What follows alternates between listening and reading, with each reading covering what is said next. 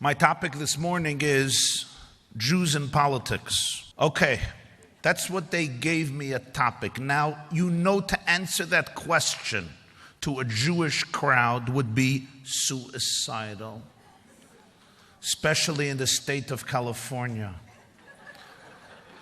Because let's face it, Jews are very passionate about what they believe. In fact, the definition of a Jew, even of an atheist, is that he is religious. Because Jews that are atheists deny God with religious fervor. Did you ever notice that? They don't know how to just be atheists. They are religious atheists. They believe in it with passion, with gusto, emphatically. So no, I will decline. Okay, relax.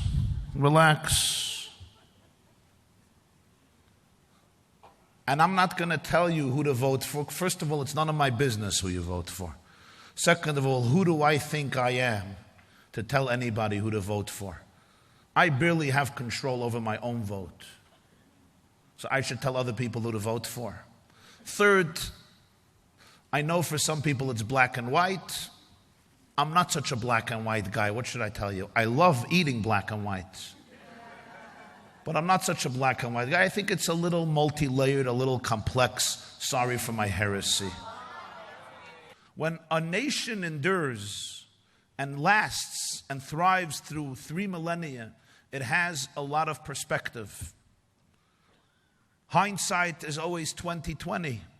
And the Jewish people, maybe we don't have foresight, but at least we can have hindsight. And what hindsight we have from the day Abraham emerged from that little city called Ur in ancient Mesopotamia or present-day southern Turkey or northern Iraq. From that day till this very day, 2016, we have been at the forefront of every major transformation in civilization. We have always been blamed for every major transformation in civilization, for good and for bad. This gives the Jewish people, it should give the Jewish people perspective. It's perspective that I would like to share with God's grace to the best of my ability. So Moshe Dayan, do you remember Moshe Dayan?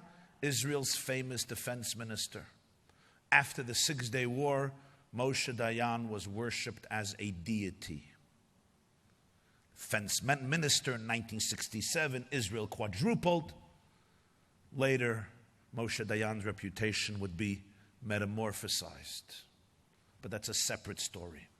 The old Israeli anecdote is Moshe Dayan, who has that eternal patch on his eye. Do you remember that patch? From a wound in the early 40s, before the state was established, is driving on an Israeli highway, Kvish Mispar Echad, 145 kilometers per hour, which in Israel is not that fast. A policeman stops him and says, General Dayan, you're driving like a madman, like an imbecile. I should quadruple your summons. Defense minister, Israeli general, you ought to serve as a role model for society, and yet you drive like a madman, endangering other lives.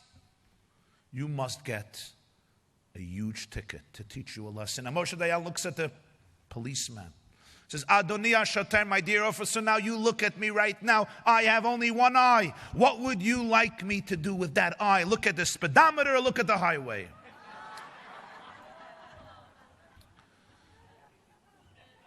Now you're going to ask me, did he get a ticket? And I'm going to tell you, I don't have patience for nudniks. You'll forgive me. I don't know if he got a ticket. I don't care if he got a ticket. The insight is a good insight. Essentially, this insight sums up my lecture today. I don't really have to say much more. There is basically the vision of the speedometer and there's the vision of the highway. And it's very easy to confuse the two. So let me explain what I mean. What is the first recorded story of anti-Semitism? in the Torah? Anybody knows? The first recorded story of anti-Semitism. No, much before Bilam. You're forgetting enslavement and genocide in Egypt. That is, of course, very good, very good. Well, I think Avraham was a kidnapping of a beautiful woman. I'm not sure it was anti-Semitism. Sarah was a beautiful, beautiful woman, and Pharaoh had a weakness for beautiful women. I know another few people who do. But present company excluded. But the first recorded individual incident happens in the beginning of Shemot, of Exodus. Of course, Pharaoh enslaves a people. Moses grows up, and he goes out to his brothers, and he sees an Egyptian beating a Jew to death. What happens? Moses looks here, he looks there, he sees there's nobody around. Vayach es hamitzri vayitmenehu b'chol. He strikes the Egyptian, kills him, and hides him, buries him in the sand, in the earth. The next day, he confronts two Jews fighting. He's informed upon to Pharaoh.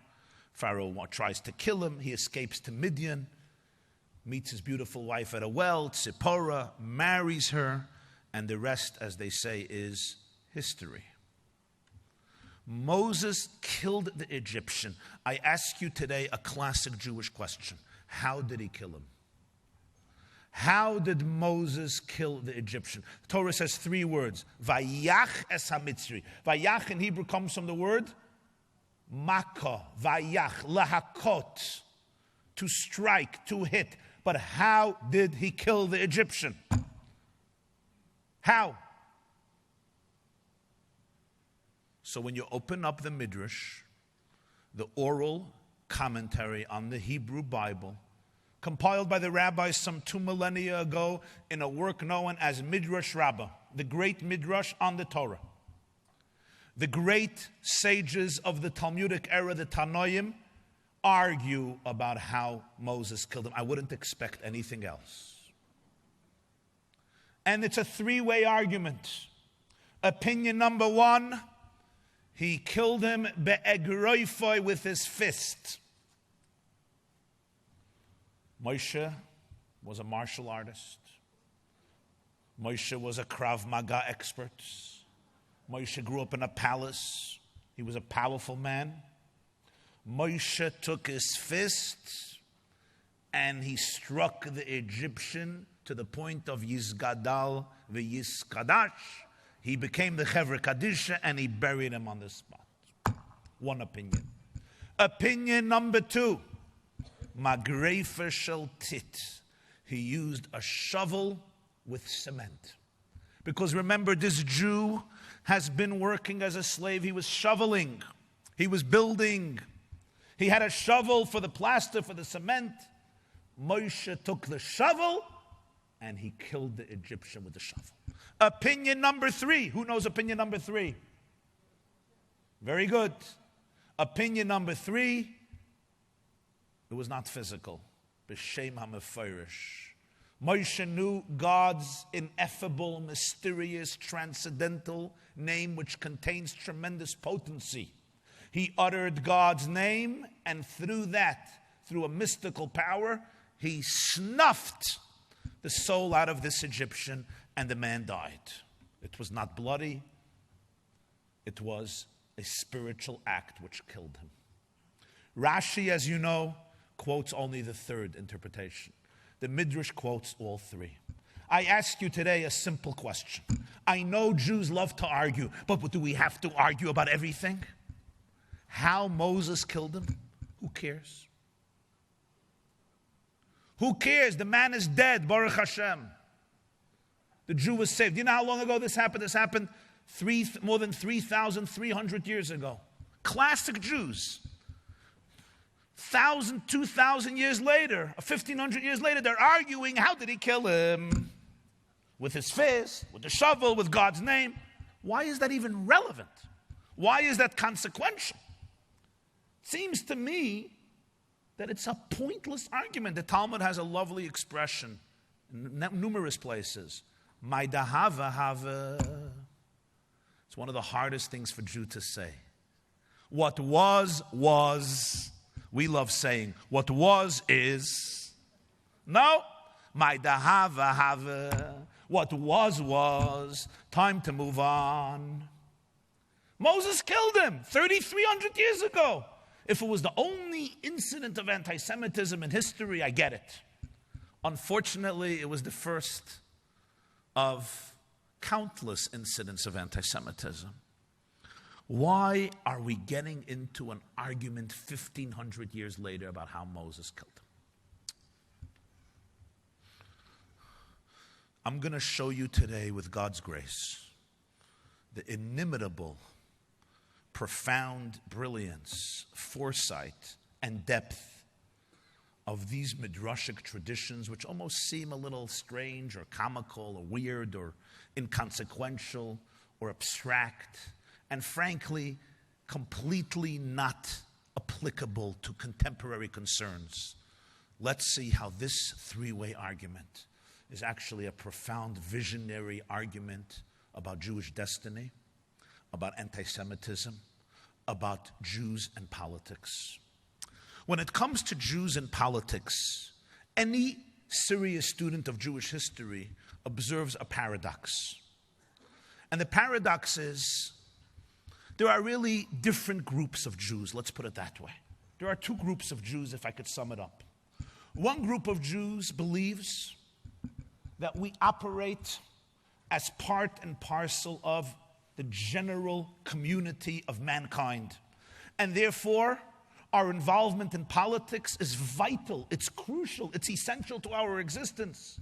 Because politics is the system that governs a nation, it governs a country, it creates laws and regulations, it protects or does not protect its minorities. It creates alliances with other countries. A minority like the Jewish people, 14 or 15 billion, 14 or 15 million people. Freudian slip. A minority like the Jewish people, politics is what it's all about. If we will not contribute to the political infrastructure, if we will not go out and vote, if we will not fight for our candidates, who then will guarantee our survival, our needs, our concerns in terms of life and death, but also in terms of social needs and educational needs and rights and so forth? And therefore, the young, passionate Jew who grows up in university or in college and is infused with a love for his people on a cultural level or on a religious level or on a social level says Jews and politics is crucial. But there's another group of Jews. I'm not giving names here, but you all know what I'm talking about. And they believe that we ought to live in our own orbit. Of course, politics affects us. Of course, politics is important. But ultimately, they see Jews more as a parochial people who live within their own circle of existence. I once asked a rabbi, what's your mission statement with your community? And he says, I'm just interested in three things. I hatch them, I match them, and I dispatch them. That's what I do. I hatch them and I do a bris. Bar mitzvah, I match them and I marry them off. And then I write their eulogies and I welcome the next generation. The orbit of Jewish life. What politics, when politics, we operate on a different level. Some Jews see Jews as being integrated into mainstream society and therefore politics is vital and important. And others say, we have a relationship with God. We are a distinct people. We follow the laws of the Torah. That is our politics. The politics of the Jewish people is, are you allowed to eat a piece of meat if a drop of milk fell into the cholent? That's the politics that concerns us. When you look at Jewish sources, indeed, you find a paradox. On one hand, the Torah tells us, I quote, Dina de Malchusa Dina. The law of the land is the law. A Jew ought to follow the law of the land. Ethics of the fathers. Hevei mitpalel b'shloma shel malchut, she'ilmalei mora'a shel malchut, ishes re'eu chayim bla'o. Pray for the welfare of your government, because if not for the fear and authority of the government, one man would swallow up another man alive. Who said this statement? Rabbi Chanina ben Tradian, Which government was he talking about? Anybody knows? Rome. And he was murdered by the Romans. This man who knew Rome still said, pray for the welfare of the government to avoid anarchy.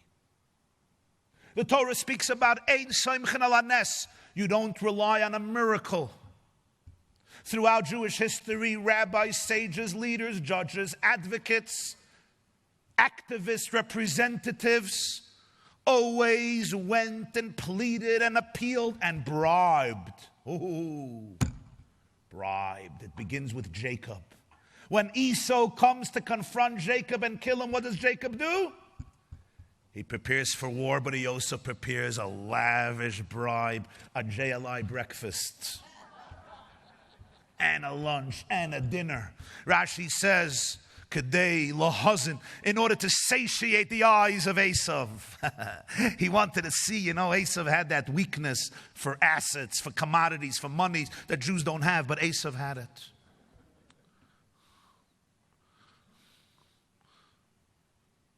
We bribe. Why do you bribe? Because you don't rely on miracles. Diplomacy was always a major factor in Jewish life. Even the exodus of Egypt didn't start with miracles. It started with diplomacy. It ended with miracles. Moses comes to Pharaoh and says, let my people go. Let freedom ring. Free at last. Free at last. It didn't work, so he decided to convert the mikveh into blood. But first started with, and then throughout history, where they didn't merit an exodus of Egypt, what happens in the story of Purim? What happens? Mordechai tells Esther, go to your husband. You're the first lady, Mrs. Obama. I mean Esther. Ivanka.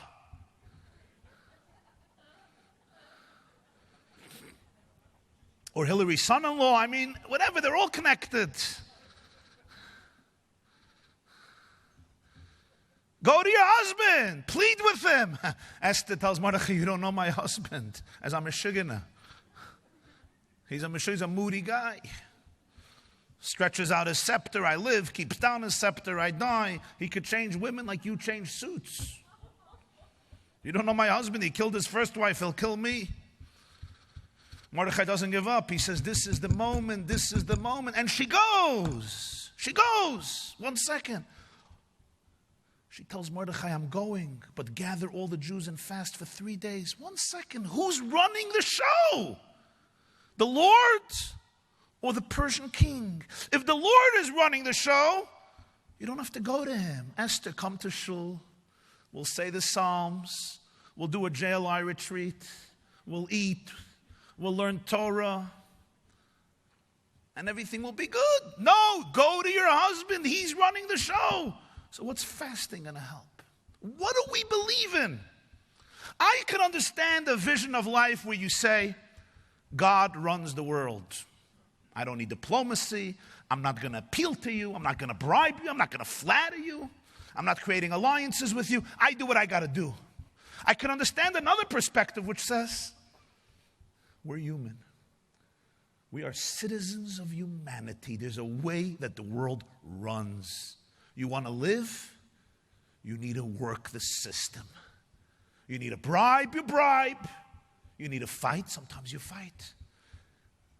So there's tremendous amount of sources in the Tanakh, throughout the entire Talmud, and Jewish history of the greatest rabbis and sages who always employed diplomacy as much as possible. Take the Roman conquest of Jerusalem. 63 Common Era, the revolt of Judea breaks out against Rome. Now, Rome was oppressive. Rome was oppressive. But what did the leading figure of the Sanhedrin believe at the time? Rabbi Yochanan ben Zakkai, Tractate Gittin, page 57. Anybody knows? He wanted diplomacy with Rome. Yes, there were zealots who said, no, we're going to fight Rome. Rabbi Yochanan ben Zakkai says it's foolish. We have to strike deals with Rome. Why did he say that? Who runs the world? Rome or God? Yoshiyahu the king. A tragic story. The greatest king that Israel ever had. He initiated the first tshuva movement. Yoshiyahu the king. The book of Kings. Again, I have to make an appeal. Jews need to learn the Bible. Jews think it's a Christian thing. You're allowed to have a Bible on the night table. nothing will happen. They won't accuse you of converting to Catholicism. You'll forgive me. I speak to priests sometimes. I quote a verse, they finish it. I say Genesis 40, they know what I'm talking about. Yoshio was the greatest king of Israel. Pharaoh wants to travel through what they would call Judea, we would call Eretz Yisrael, wants to travel through in order to fight his enemy in Turkey, wants to fight his enemy in Assyria. Yoshio says, no! Jeremiah the prophet says, allow him to go. Don't fight him. He fights Pharaoh. Yoshio was killed. It's a disaster. We have a special poem about it on Tisha B'Av. Vayikoinen Yirmiyahu al Yoshio. So do we flex our muscles and we say we're an independent people under God's sovereignty? Read Exodus. You are my people. V'yisim li zgula, a kingdom of princes, a holy nation. Or do we say we must navigate the system like everybody else? Paradox. And some Jews cling to this vision of Judaism, and other Jews cling to this vision of Judaism. Some Jews are infatuated and obsessed with their present elections. What will happen in a few months? Who will prevail? Rabbi Clinton or Rebbetzin Trump? I got that wrong, I'm sorry. Who will prevail? And it's crucial.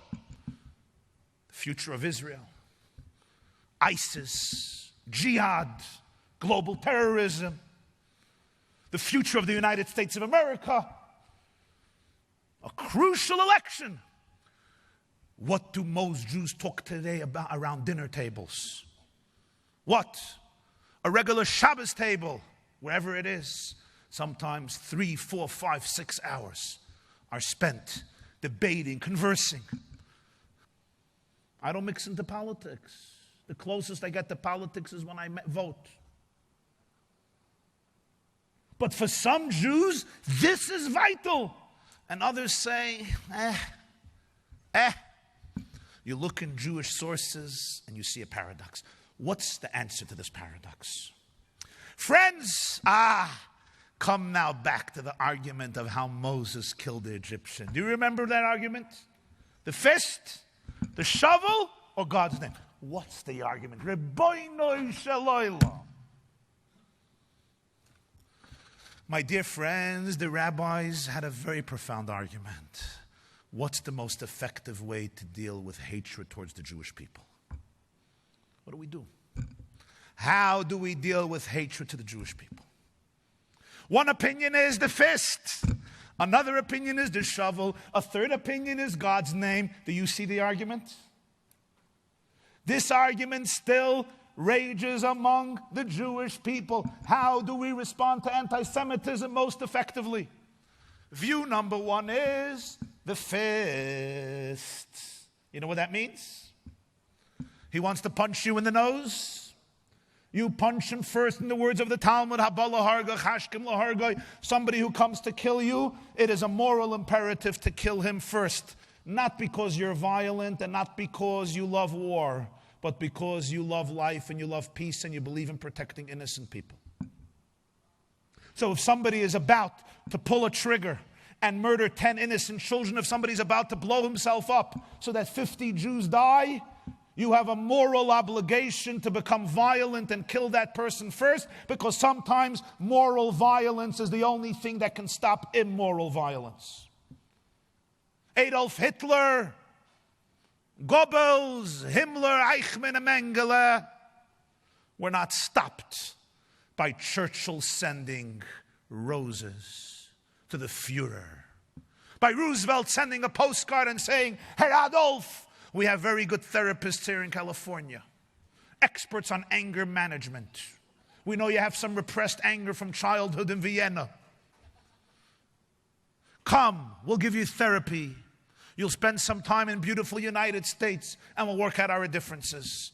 Hitler was stopped through a bloody war violence, because immoral violence is sometimes stopped only through immoral violence when there's no other choice. Sometimes the rabbis say you have to use a fist. You need to flex your muscles.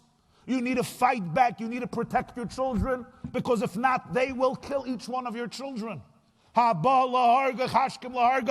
do Jews protect themselves against anti-Semitism? They are strong. They are warriors, they defend themselves, and they fight with their fists.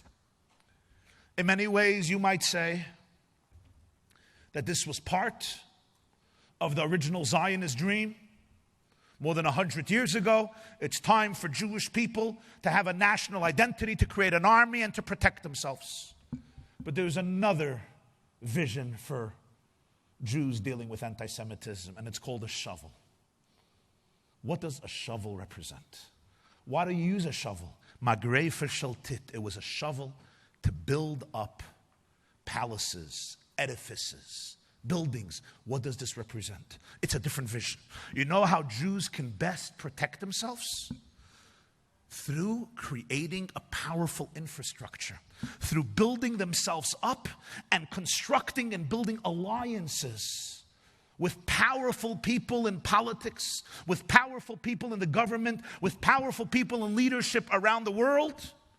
And the more power we have as a community, with powerful financial business connections, the more we could fight for our rights, defend our cause, and ultimately ensure that our people are protected. In many ways, I would say this was the great vision of so many in the Diaspora Jewish community in America and other countries. Let Jews be powerhouses. Let them be successful. Let them rise to the top in politics, in the arts, in the humanities, in Wall Street, in business, in finances. Let them rise to the top in every vocation that the free world has to offer humanity. Let them become teachers, professors, educators. Let them join Congress. Let them join the Senate. Let them create powerful alliances by influence, through money, through business connections. Let them use that shovel and build up mansions of Jewish powerful infrastructure, interest groups, diplomacy, advocacy groups. And when you're on a first-hand basis, when you're a personal friend of the president and the vice president, of the senator, of the congressman, of powerful people in terms of finances or politics or other forms of work, you can ultimately fight for your interests. Another vision. The fist and the shovel. In many ways, the Yishuv of Eretz Yisrael, of Israel, said it's time for a fist. And I'm not now getting into the difference between Ben Gurion and Jabotinsky, between the Irgun, between Etzel, between Lehi, between the Palmach,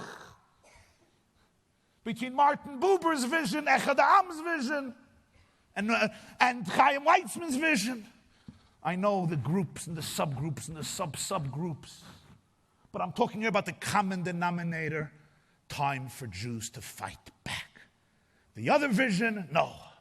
Diplomacy, alliances, create a powerful American Jewish community. AIPAC, World Jewish Congress, President's Conference, and all of the 699,000 Jewish organizations. And if you come from New York like me, you know their names too. Every night another dinner, you go to dinners, you rub shoulders, you bring in powerful people, you honor them, you have relationships. No more a downtrodden, dejected people. Powerful people, fully integrated. Mainstream society. And then there's a third vision. The third vision needs a niggin. The third vision is, how did Moses kill the Egyptian? With God's name. No fist, no shovel, God's name. Another vision. How do Jews confront anti-Semitism? How do they defend themselves against this Egyptian beating the Jew, bleeding him to death? God's name. This is a third vision of the Jew. And let's face it, a different group, a different part of the community of the Jewish people who maintained the following perspective. The fist will protect us? The shovel will protect us? God will protect us. Look at Jewish history. Egypt had great shovels. Egypt was the superpower of the time. Egypt had a powerful fist. And Assyria did not. And the Philistines did not. And Babylonia did not. And Greece did not. And Persia did not. And Rome did not. And the Byzantines did not. And the Moors and the Tartars and the Vikings and the Turks, they all had fists and shovels. Where are they? Where can you find them? The answer is in Wikipedia. That's the only place where you could find Pharaoh Nebuchadnezzar, Titus Turcomedes, Haman Vespasian, Sancheriv Belshazzar, Evil Meroidach. Wikipedia. But they had the fist. They had the shovel. Rome built. Rome wasn't built in a day, but it was built over 500 years. And what did build? And what did Greece build? And what did the Egyptians build? In terms of architecture, in terms of military might, and yet they are gone. Why? So the answer is Shem HaMeforish. Va'atem adveikim b'Hashem Elokeichem chayim kolchem hayom. As long as you are connected to God who is immortal, you will remain immortal. One thing the Jews had that they did not have, and that was, and is, the Torah and the mitzvahs. God's name. That's how Moses killed the Egyptian. God's name. Or as the verse says in Tehillim, Psalms 20, they fight with chariots and horses. We mention God's name. And there's a lovely Hasidic interpretation. And those who go to shul 3 times a day will understand it very well. Those who don't, it's an inside joke. It goes like this. When a Gentile wants to travel from Los Angeles to New York, he needs to get into an airplane. And when he wants to travel from LA to Australia, he needs to get into an airplane. They need chariots and horses. We Jews, when we want to travel, all we have to do is mention God's name, which means start davening. Because when a Jew davens, his mind travels the world. Jews start praying, and their daydreams take them wherever they want. I know Jews who make 10, 20, 30, 40 trips a day. And it's always first class. It's a cheap ticket. The food is good. There's even a shower on the flight. It's wonderful. There's nobody ever sitting near you. We mention God's name and off we go. That's the Jewish secret. So the third view says, Shem HaMeforish. Now let's be frank and honest and blunt. The 3 groups have been fighting for many, many years. And they have been denigrating each other. The first group says the fist. They denigrate the other perspectives. The other Jews say God's name. They have been at odds with each other. They have been down each other's throats.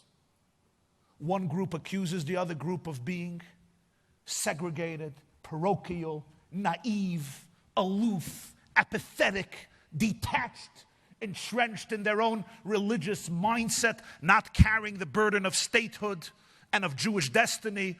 And the other group says about the other groups, you don't even know what it means to be a Jew. You forgot what it means to be a Jew.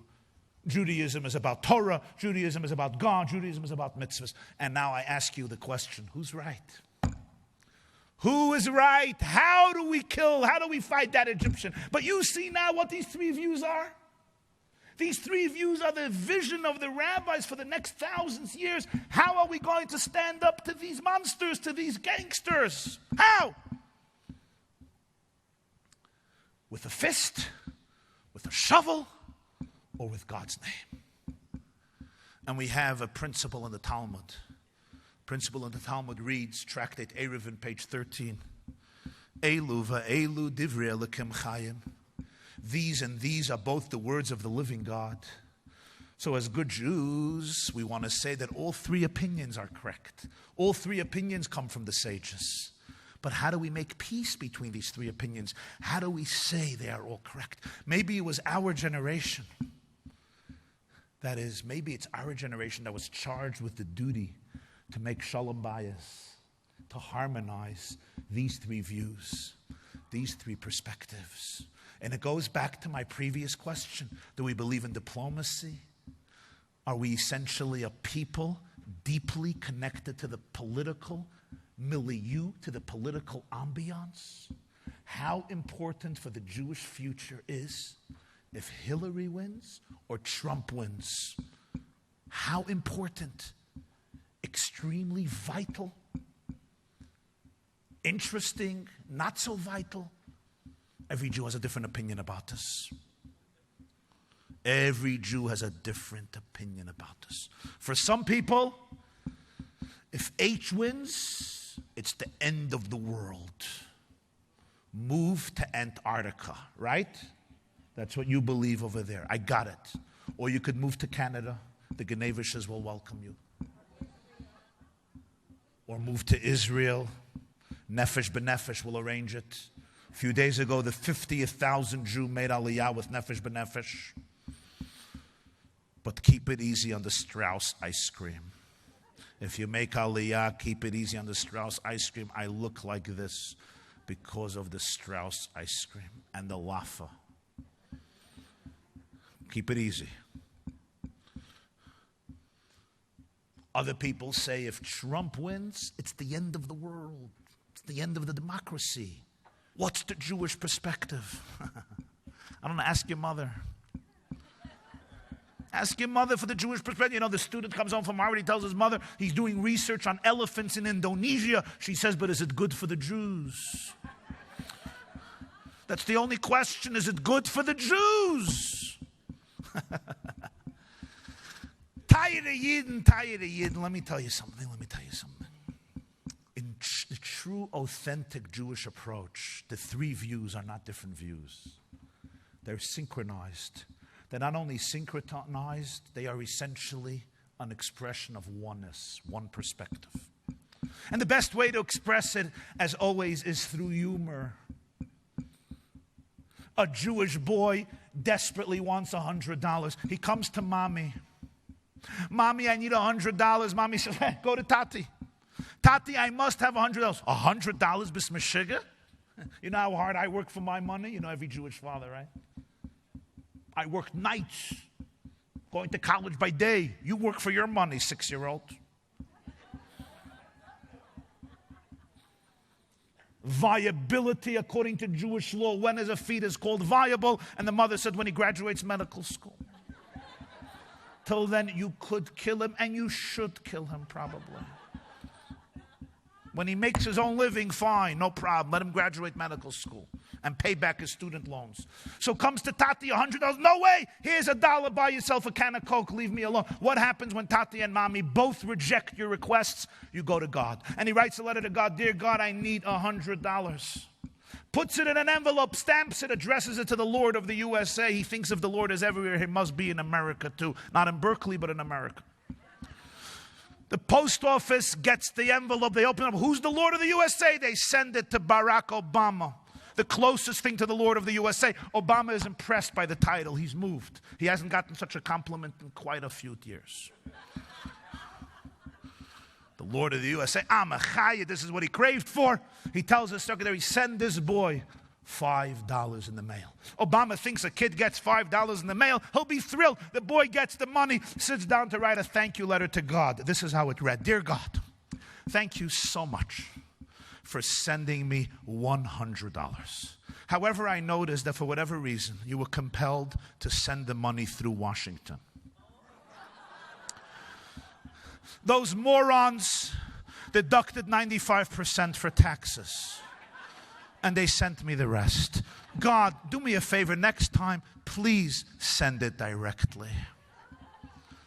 But in this anecdote, you have a very profound truth of Judaism. The money may come through Washington. It does not come from Washington. Does Torah advocate diplomacy? Yes. Does Torah advocate the fist? Yes. However,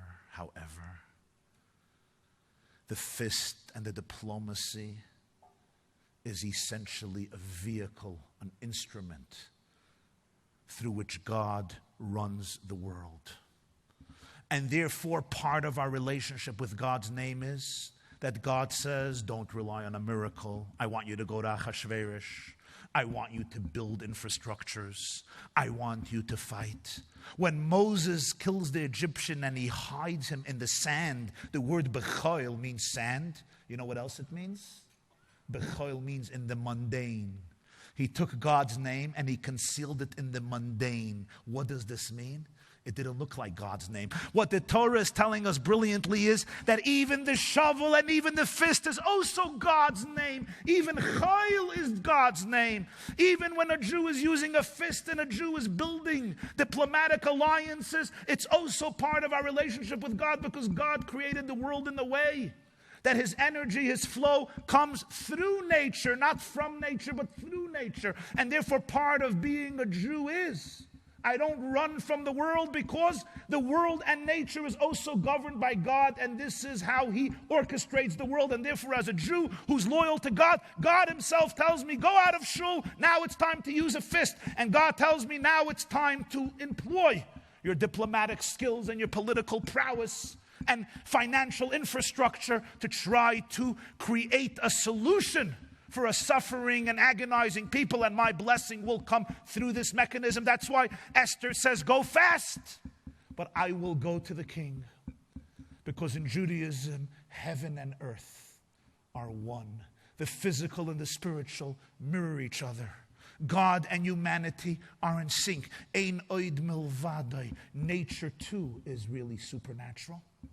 So there's the moment of the fist, and there's the moment of the shovel, and it's all infused by the perspective of God's name. There's no real distinction and conflict between this world and this world. And therefore, who should Jews vote for?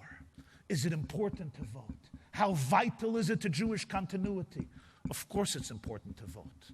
Of course the political situation is important. But remember this. Don't get lost in the political fanfare and drama, because that's not the core of reality. It's not the beginning of the reality. It's not the end of reality.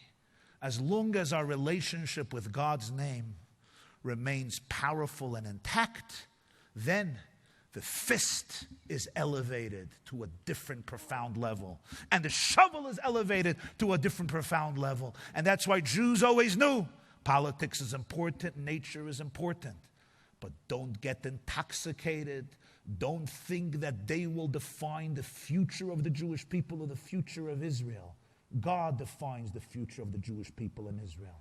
We remain connected to Hashem through Torah and mitzvahs. And then, when we employ all the physical resources, the natural resources we need to employ, the flow of Hashem comes through Washington, not from Washington. Thank you very much.